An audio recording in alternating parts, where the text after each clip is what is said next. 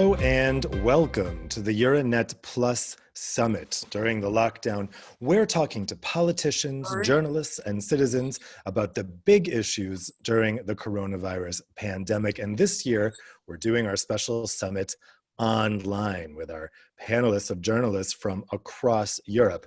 I'm Dave Keating, and today I'm joined by Valdis Dombrovskis, the European Commission's Vice President, who is in charge of the EU's economy. He'll be taking questions from me and from our panel of journalists from the Euranet Plus network coming from across Europe. Vice President Dombrovskis, thanks so much for joining us today. Good afternoon. Now, the EU's economy is in focus in a way that's really not been seen since the financial crisis of a decade ago, as we face an economic shock not seen since the Second World War in terms of its magnitude as a result of the coronavirus lockdowns. So, Vice President, my first question to you is, last week we got some pretty dire predictions in the Commission's spring economic forecast. How long do you think it's going to take Europe to recover from this crisis? If we look at our spring economic forecast, so we were expecting 7.4% recession in EU this year, followed by relatively strong economic rebound next year with a growth of 6.1%. But what is important to say here is that this economic forecasting depends to a large extent on how the situation with pandemics will go and how we'll be able to take this situation with coronavirus under control. Because what is underpinning our economic forecast is the assumption that the confinement measures in EU member states will be concentrated in the first half of the year and will be gradually eased or lifted during the second half of the year, allowing for gradual economic recovery already in the second half of the year. So it really then depends on whether indeed we manage to take the situation with pandemics under control. And a second important element for the EU's economic recovery is our policy response. So what we are doing in terms of our fiscal policy, monetary policy, what kind of stimulus we are providing for a European economy. Yeah, speaking of that stimulus, I mean, the EU right now is talking about really an extraordinary measure for these extraordinary times, and that's the huge rescue mechanism. The details of that rescue mechanism are still being worked out, and there are real divisions between EU countries about how that mechanism's going to look. Now, your colleague, Commissioner Gentiloni, said that without this package, the perspectives for the next year are going to be much worse. So when are we going to see this rescue fund proposed by the Commission, and when do you think it could get signed off by member states? Well, first of all, indeed, we are currently working on what we call economic recovery instrument. I will come to this in a minute. But I would underline that this recovery instrument will come on top of the number of crisis measures which have already been put in place. Because all in all, European EU member states and at the EU level with EU budget, with European Investment Bank, we have mobilized some 3.4 trillion euros, and this is the largest ever EU crisis response. And that's without the action of the European Central Bank, because European Central Bank is also taking important measures like pandemic emergency purchase program of 750 billion euros. So we have already decided on major crisis response, and this helps us during this acute stage of the economical crisis. And currently we are working for the recovery stage of the economy, at the center of which will be ambitious multi-annual EU budget, so EU budget 2021 to 2027, where we will substantially increase the financing capacity of this EU budget, and it will be front-loaded with a strong investment component, so especially in first years 2021, 2022. Let's open this up to the panel of journalists from around Europe now. Let's go to our first question, and that's going to come from Miriam Bale. She's a journalist with RTBF here in Belgium. Miriam, let's have your question. Yes, I have a question on borders, because since the beginning of the COVID-19 crisis, restrictions on the free movement and border closures have spread through the EU. For the farmers, for example, this means having a hard time employing in the field seasonal workers from other European countries and exporting what they have produced. So does the Commission have an idea on the economical impact of the crisis on agriculture up to now? And do the solutions that have been imagined by the Commission actually work? Do the green lanes work at the borders for food transportation? And also, what could be done to help the movements of seasonal workers that is still not fluid despite the Commission guidelines? Indeed, what we see is that all sectors of the economy are affected, including agriculture, and indeed our response has concentrated in areas you mentioned.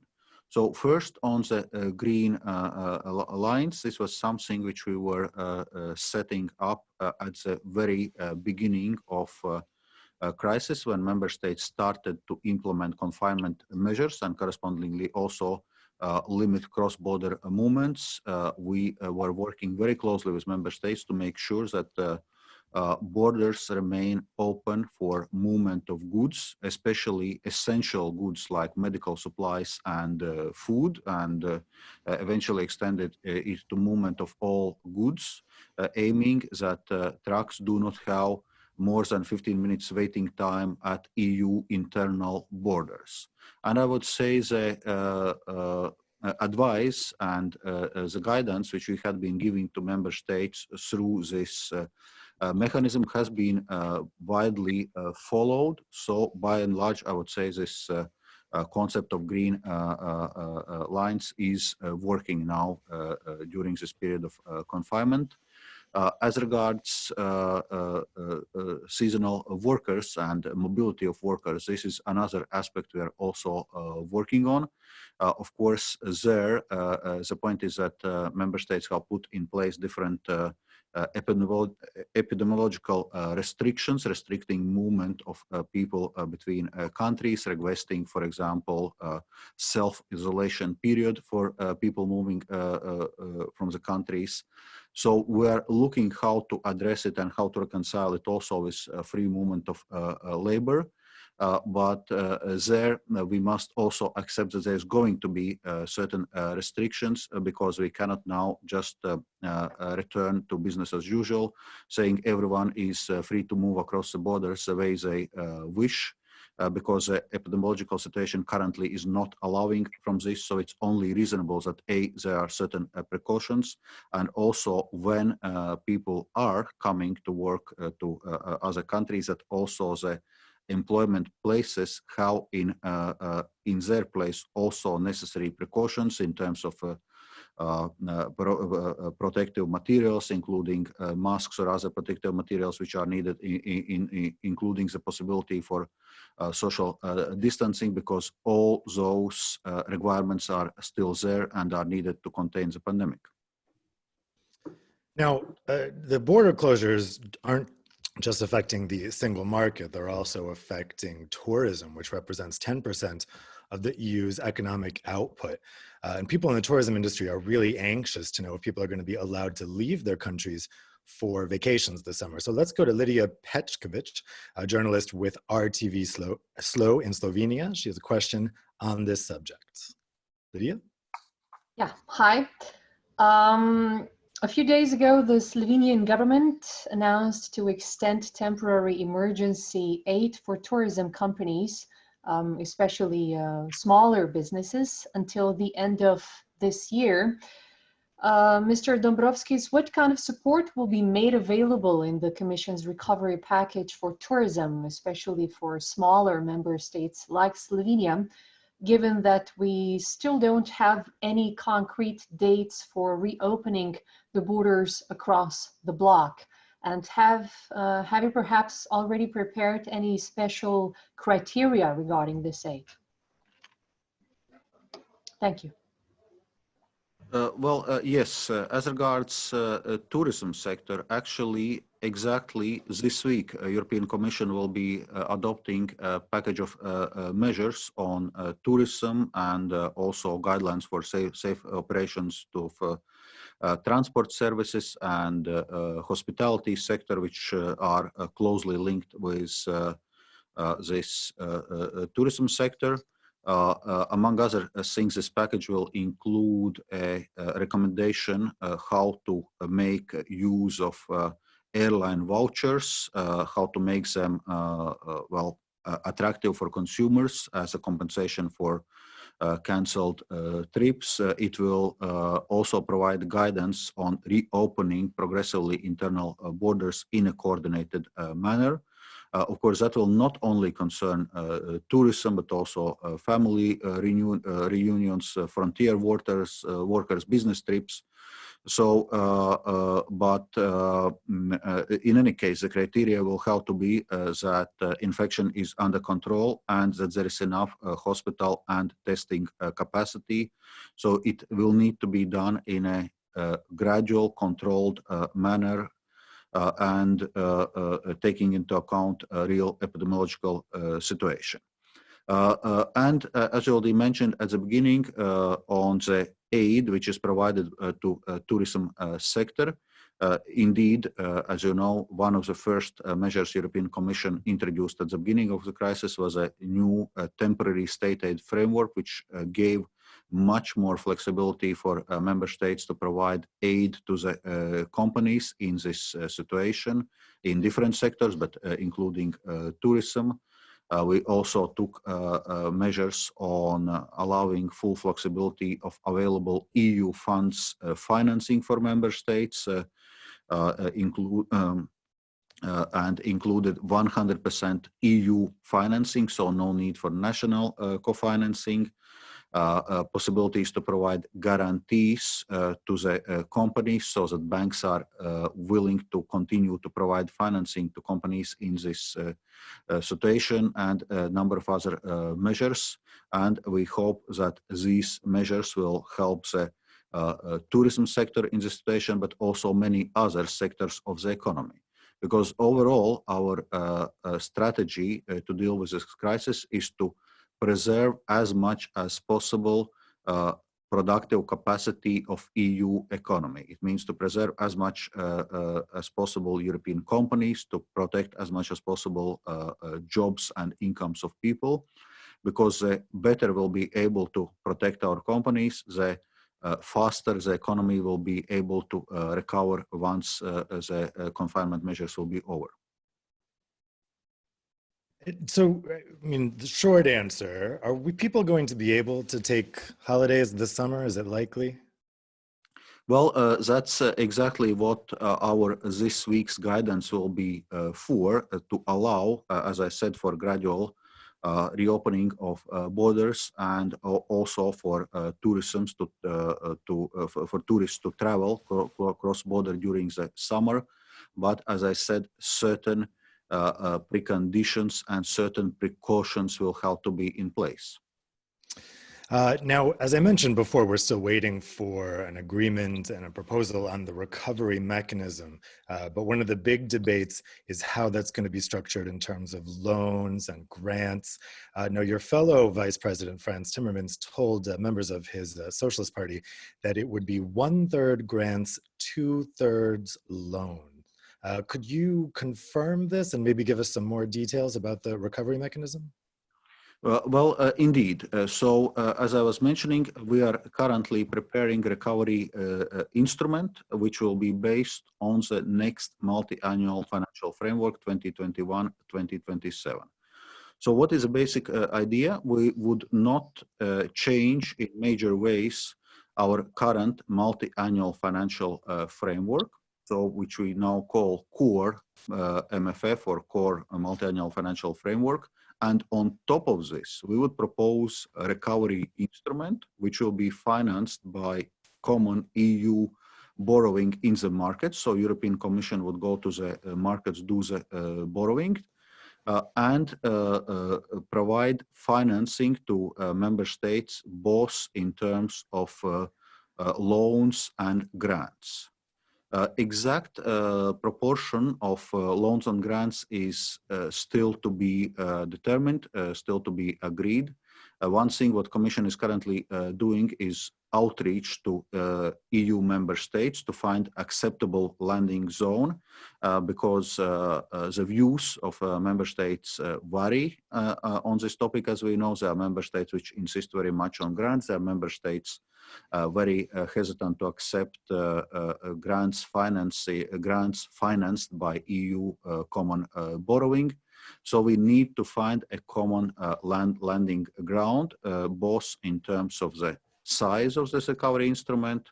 Well, as a benchmark, we are aiming to increase EU own resources ceiling or EU budget ceiling, to put simple, to 2% of EU's GNI.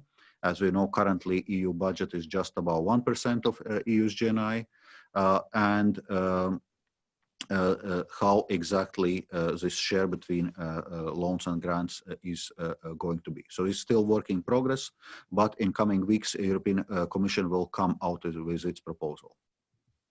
Well, our colleague Gigi Giannelli, who's a journalist with Radio 24 in Italy, also has a question on the recovery and the potential threats to it. He's made his question in a pre-recorded video, so let's play that video now. Commissioner Dombrovskis, Italian public opinion is presently literally bombarded with the alarmist statement by the opposition led by Matteo Salvini and Giorgia Meloni.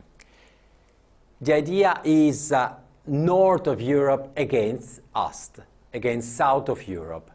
Narrative is very much set.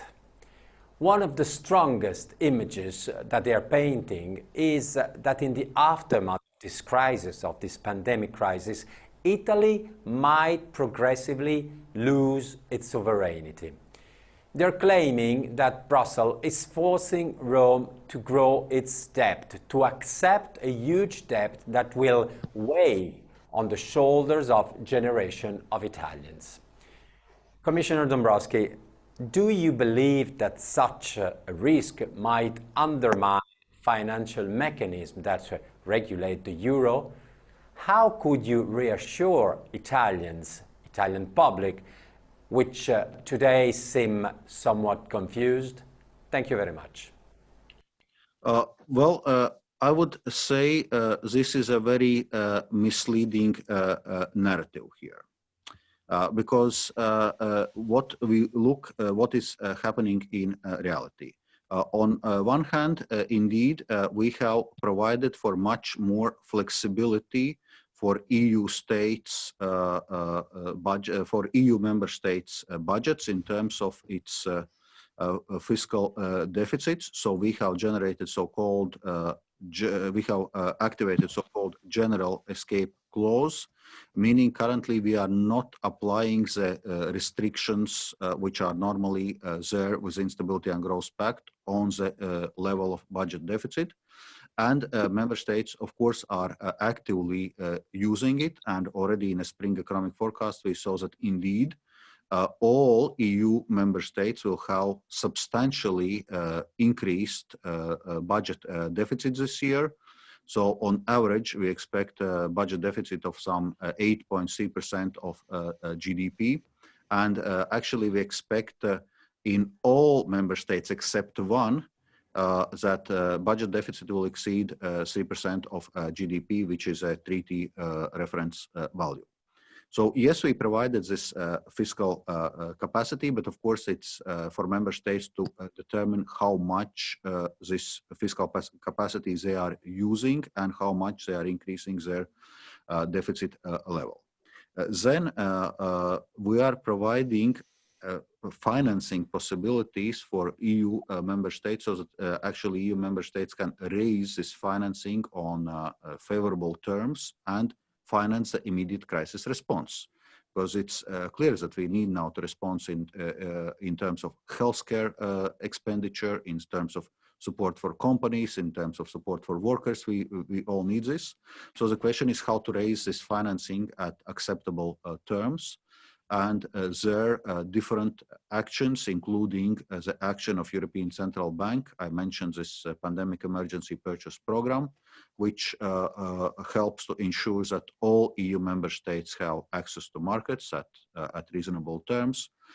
Just last week in Eurogroup, we agreed the possibility to accept support from the European Stability Mechanism with basically no conditions, with the only requirement being that this money, up to 2% of GDP, is being spent on direct and indirect healthcare and related expenditure to respond to the COVID-19 crisis. As I mentioned, the full flexibility in available EU funds to member states without need for national co-financing. And also a recovery instrument will provide support to member states both in terms of loans and in terms of grants. So I would say there had been major expression of solidarity across the EU in terms of crisis response instruments and also recovery instrument, which we are currently proposing. And many things have been done that member states would not be burdened with difficult financing conditions.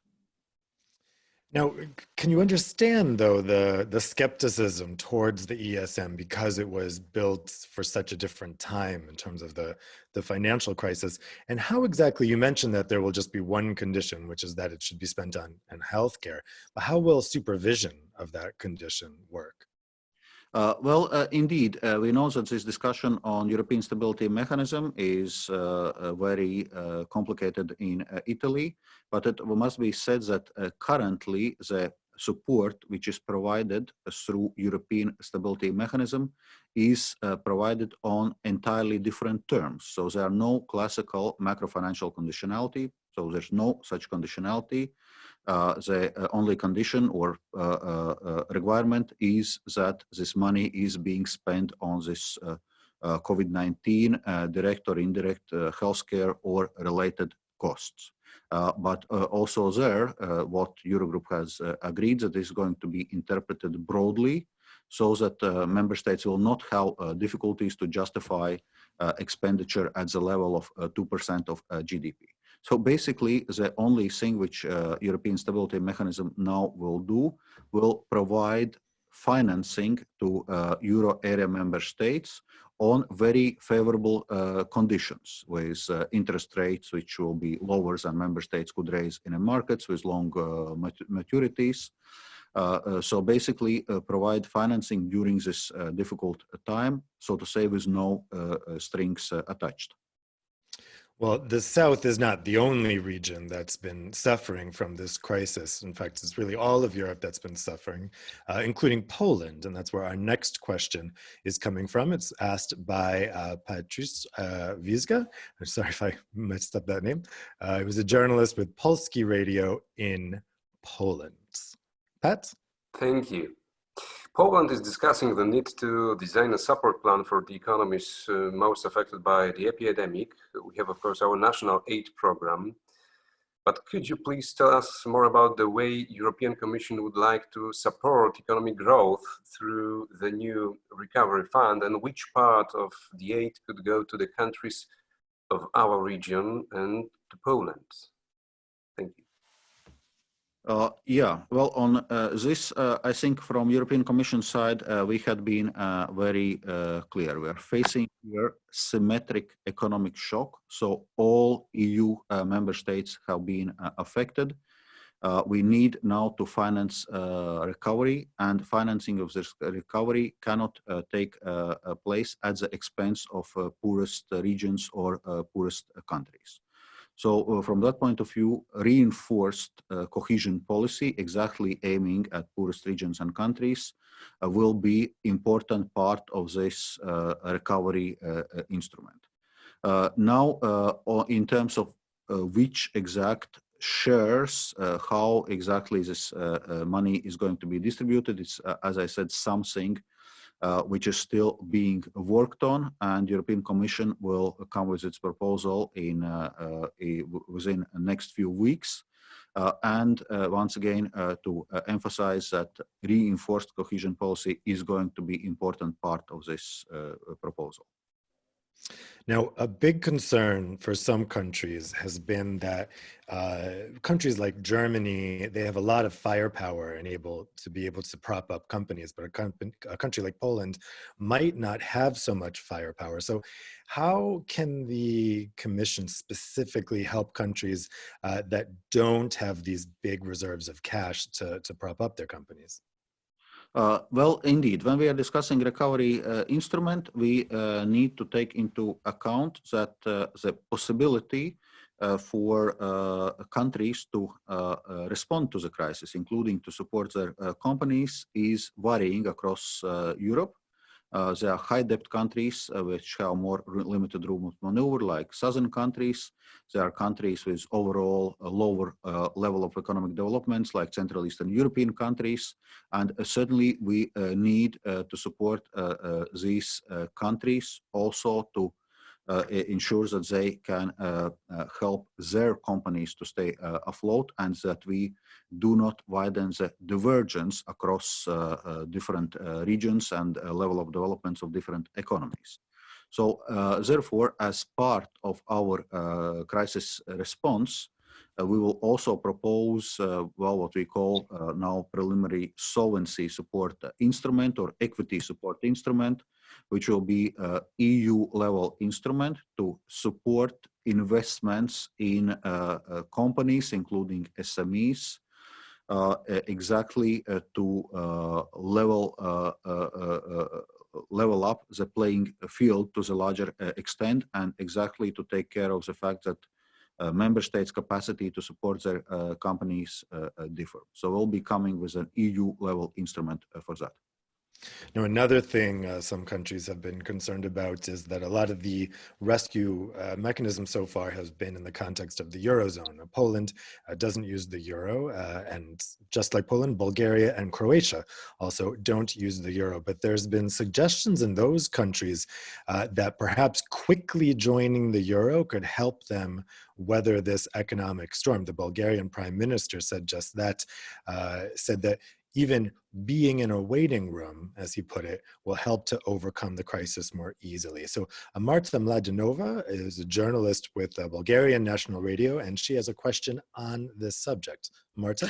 When could we expect Bulgaria and Croatia to become members of ERM2 and to have close cooperation with the banking union, having in mind the spring forecasts? And is July still on the table?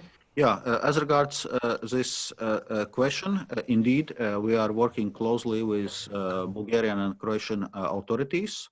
And indeed, we are still aiming for July, when ERM2 member states and European Central Bank would take this decision on accepting Bulgaria and Croatia into the ERM2. For that, both countries came with extensive lists of prior commitments. And by and large, these prior commitments had been implemented. There is a recapitalization operation in one bank still going on in Bulgaria, which hopefully will be brought to the successful close. And in this case, all the conditions are there for both countries being able to join ERM2 in July. Then to talk with a closer cooperation, already now, European Central Bank and the national central banks of Bulgaria and Croatia, for example, have agreed their currency swap lines, which is also additional reinsurance for financial stability in Bulgaria and Croatia.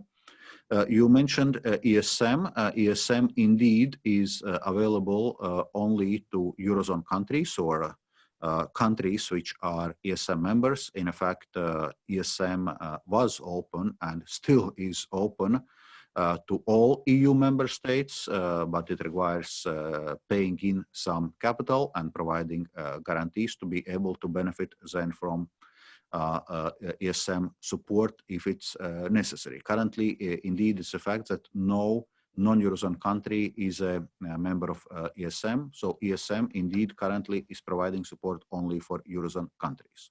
At the same time, we have reserved certain, so to say, headroom in EU budget, which would allow, in case of necessity, to provide balance of payments support to non-Eurozone countries, which basically would be the similar concept, that it would be support in unfavorable terms to non-Eurozone countries to finance the crisis response.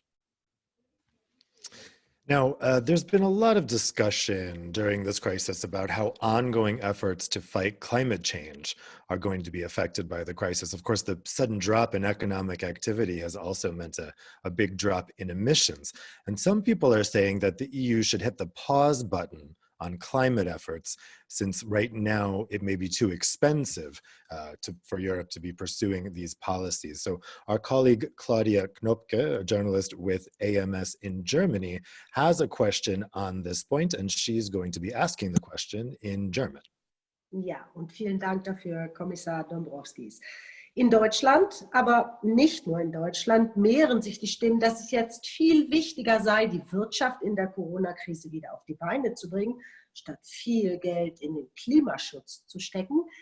Bundeskanzlerin Angela Merkel hat beim Petersberger Klimadialog vor gut 2 Wochen gesagt, dass es jetzt schwierige Verteilungsdiskussionen geben werde. Und für Angela Merkel ist das keine Option. Sie will unbedingt, dass bei dem Konjunkturprogramm der Klimaschutz ganz fest im Blick behalten wird. Und von den Finanzmärkten fordert Merkel, günstiges Kapital bereitzustellen, damit genau diese klimafreundlichen Investitionen gelingen. Und ich möchte gerne von Ihnen wissen, Kommissar Dombrovskis, was Sie auf europäischer Ebene tun, damit diese Verteilungsdiskussionen gute Ergebnisse für die Wirtschaft und für den Klima- und Umweltschutz bringen. Zu dieser Frage, wir können eine Erholung unserer Wirtschaft erzielen, die gleichzeitig umweltfreundlich und inklusiv ist. Also wichtig ist, keine Region und keine Arbeitnehmer zurückzulassen.